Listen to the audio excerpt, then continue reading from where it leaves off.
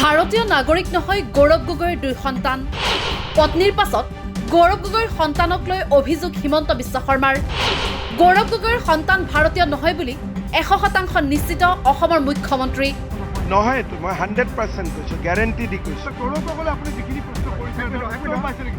উত্তৰটো পোৱা নাই, পিছত পুলিচে মাতি উত্তৰ লৈ ল'ব। সাক্ষীটো ল'বই লাগিব, কাৰণ এইটো এটা পাকিস্তানৰ নাগৰিকৰ বিৰুদ্ধে কেছ এটা। সেইটো তদন্ত কৰোঁতে কথাবোৰ ওলাইছে। গৌৰৱ গগৈৰ ল'ৰাও ভাৰতীয় নহয়, ছোৱালীও ভাৰতীয় নহয়, মোৰ হাতত পাক্কা প্ৰমাণ আছে। আৰু ল'ৰা ছোৱালীকেইটাই নিজেও নাজানে যে আমি ভাৰতীয় নহয় বুলি। মুখ্যমন্ত্ৰীক তথ্য প্ৰমাণ ৰাজহুৱা কৰিবলৈ প্ৰত্যাহ্বান সাংসদ গৌৰৱ গগৈৰ। কংগ্ৰেছ সাংসদ গৌৰৱ গগৈৰ পিছেৰা নাই মুখ্যমন্ত্ৰী ডক্টৰ হিমন্ত বিশ্ব শৰ্মা আৰু তেওঁৰ মন্ত্ৰীমণ্ডলে। বিগত সময়ছোৱাত সাংসদ গৌৰৱ গগৈ আৰু তেখেতৰ পত্নীৰ বিৰুদ্ধে কেতবোৰ বিস্ফোৰক অভিযোগ উত্থাপন কৰি আহিছে বিজেপিৰ মন্ত্ৰী বিধায়কে। গৌৰৱ গগৈৰ পত্নীৰ পাকিস্তানৰ লগত সম্পৰ্ক থকা বুলি অভিযোগ অনাৰ লগতে গৌৰৱ গগৈক পাকিস্তানৰ এজেণ্ট আখ্যা দি আহিছে বিজেপিৰ মন্ত্ৰী বিধায়কে। এই বিষয়ত তদন্ত কৰিবলৈ SITও গঠন কৰে ৰাজ্য চৰকাৰে। তাৎপৰ্যপূৰ্ণভাৱে অহা ছেপ্টেম্বৰত এই অভিযোগ প্ৰমাণ কৰা হ'ব বুলি মন্তব্য প্ৰকাশ কৰি আহিছে মুখ্যমন্ত্ৰী হিমন্ত বিশ্ব শৰ্মাই। ইপিনে সাংসদগৰাকীৰ পত্নীৰ পাছত এইবাৰ তেখেতৰ সন্তানক লক্ষ্য হিচাপে লৈছে মুখ্যমন্ত্ৰী হিমন্ত বিশ্ব শৰ্মা আৰু তেওঁৰ মন্ত্ৰী বিধায়কে। বৃহস্পতিবাৰে সামাজিক মাধ্যমত এক বিশেষ পোষ্টযোগে এই বিতৰ্কৰ সূচনা কৰিছিল স্বয়ং মুখ্যমন্ত্ৰী হিমন্ত বিশ্ব শৰ্মাই। সামাজিক মাধ্যমত মুখ্যমন্ত্ৰী হিমন্ত বিশ্ব শৰ্মাই লিখিছিল, মই সম্পূৰ্ণ দায়বদ্ধতাৰে কৈছো, অসমৰ এগৰাকী সাংসদৰ নাবালক সন্তান আৰু ভাৰতৰ নাগৰিক হৈ থকা নাই, কিন্তু এয়া মাত্ৰ আৰম্ভণিহে। বহু কথা প্ৰকাশ পাবলৈ বাকী আছে। ইপিনে আজিৰ দিনটোত সাংবাদিকৰ আগত পুনৰ এই প্ৰসংগত গৌৰৱ গগৈক আক্ৰমণৰ লক্ষ্য হিচাপে লয় মুখ্যমন্ত্ৰী হিমন্ত বিশ্ব শৰ্মাই। গৌৰৱ গগৈৰ দুই সন্তানে ভাৰতীয় নাগৰিক নহয় বুলি 100% গেৰাণ্টি দি এই মন্তব্য কৰে মুখ্যমন্ত্ৰী ডক্টৰ হিমন্ত বিশ্ব শৰ্মাই। নহয় তো মই 100% কৈছো, গ্যাৰেণ্টি দি কৈছো। উত্তৰটো পোৱা নাই, পিছত পুলিচে মাতি উত্তৰ লৈ ল'ব। সাক্ষীটো ল'বই লাগিব, কাৰণ এইটো এটা পাকিস্তানৰ নাগৰিকৰ বিৰুদ্ধে কেছ এটা। সেইটো তদন্ত কৰোঁতে কথাবোৰ ওলাইছে। গৌৰৱ গগৈৰ ল'ৰাও ভাৰতীয় নহয়, ছোৱালীও ভাৰতীয় নহয়, মোৰ হাতত পাক্কা প্ৰমাণ আছে। আৰু ল'ৰা ছোৱালীকেইটাই নিজেও নাজানে যে আমি ভাৰতীয় নহয় বুলি। দেউতাক মাকে কৰি থৈ দিছে কামটো। 100% মোৰ হাতত এভিডেন্স আছে। এতিয়া আমি চাই আছো 15 দিন কি কৰি আছিলে তাততো কোনো টুৰিজিম প্লেচ নাই, তাতেতো যি আছে সন্ত্ৰাসবাদীৰ আড্ডাই আছে। এতিয়া আমি চেষ্টা কৰি আছো যে 15 দিন কি কৰিছিলে, যোৱাটোতো 100% কনফাৰ্ম। এতিয়া তাতেতো দেশ প্ৰেমৰ কোনো কামেই নহয়। পাকিস্তানত দেশ ভাৰত প্ৰেমৰ কিবা কাম হ'ব নেকি? চক ৰবাৰ্ট বাদ্ৰাই হওক, গৌৰৱ গগৈয়ে হওক, এই গোটেইবিলাকে তেওঁলোকৰ ভাৰততকৈ পাকিস্তানৰ প্ৰতি চিন্তা বেছি।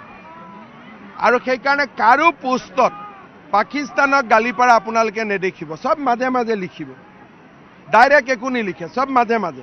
উল্লেখ্য যে ইয়াৰ পূৰ্বেও এই প্ৰসংগ টানি আনিছিল মুখ্যমন্ত্ৰী ডক্টৰ হিমন্ত বিশ্ব শৰ্মাই।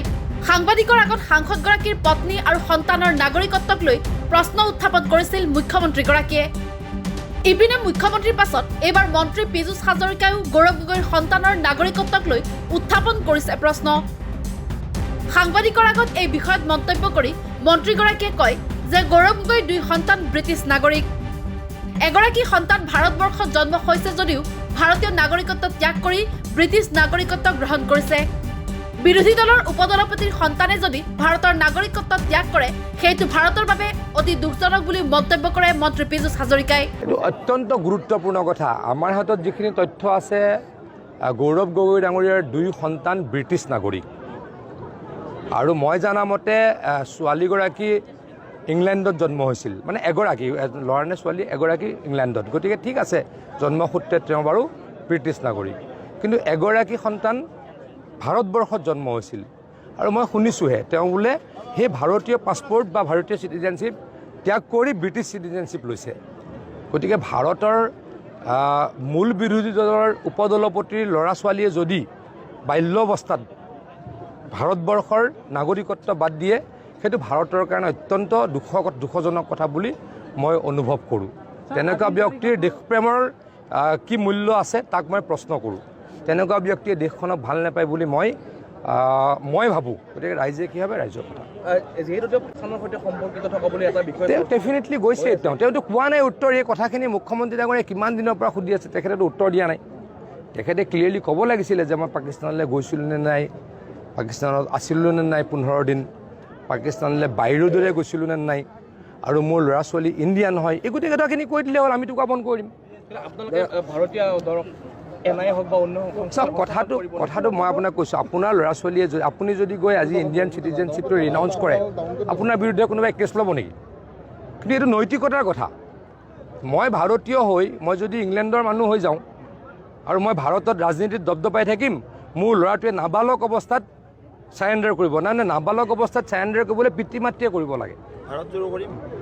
নাবালক অৱস্থাত মোৰ কাৰোবাৰ ল'ৰা যদি 20 বছৰত গৈ পেলাই ইংলেণ্ডৰ চিটিজেনশ্বিপ লৈছে, আমেৰিকাৰ চিটিজেনশ্বিপ লৈছে, বেলেগ কথা। কিন্তু 3-4 বছৰীয়া ল'ৰাইটো নিজে ৰিনাউন্স কৰিব নোৱাৰে। পিতৃ মাতৃয়ে লিখি দিব লাগে যে মোৰ ল'ৰাই বা মোৰ ছোৱালীয়ে ইণ্ডিয়ান চিটিজেনশ্বিপ বাদ দিলে ব্ৰিটিছ নাগৰিকত্ব গ্ৰহণ কৰিব খুজিছে। এতিয়া গৌৰৱ গগৈ ডাঙৰীয়াই সেই কামটো কৰিছে নে নকৰিছে খোলাখুলিকৈ কৈ দিলে হ'ব। ইপিনে নিজৰ সন্তানৰ নাগৰিকত্বক লৈ অসমৰ চৰকাৰৰ মন্ত্ৰী বিধায়কে অনা অভিযোগক লৈ মুখ খুলিছে সাংসদ গৌৰৱ গগৈয়ে। আজি নলবাৰীত সাংবাদিকৰ আগত এই বিষয়ত মুখ্যমন্ত্ৰীক প্ৰত্যাহ্বান জনাই সাংসদগৰাকীয়ে।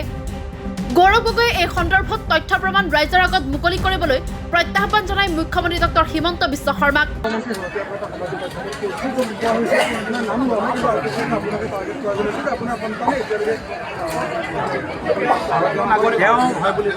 তেওঁ কি কাৰ নাম ল'বলৈ বিচাৰে তেওঁ স্পষ্ট কৰক। আমিতো প্ৰত্যেক ক্ষেত্ৰত আমি বিচাৰোঁ যে তথ্য সহকাৰে ৰাইজৰ আগত গোটেইখিনি কথাবোৰ প্ৰকাশ কৰক। তো আমি সেইটোৱে বিচাৰোঁ। আৰু বৰ্তমান আমাৰ পঞ্চায়ত নিৰ্বাচনত তেওঁলোকে এইবোৰ কথা লৈছে।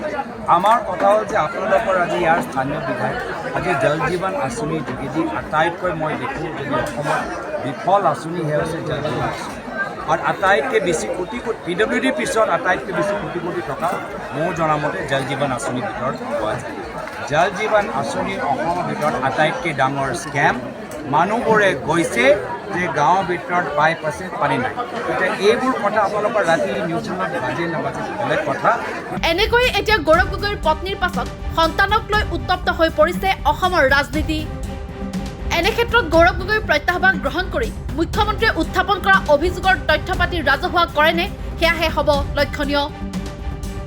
নিউজ ডেস্ক ৰিপৰ্ট, দি ক্ৰছ কাৰেণ্ট।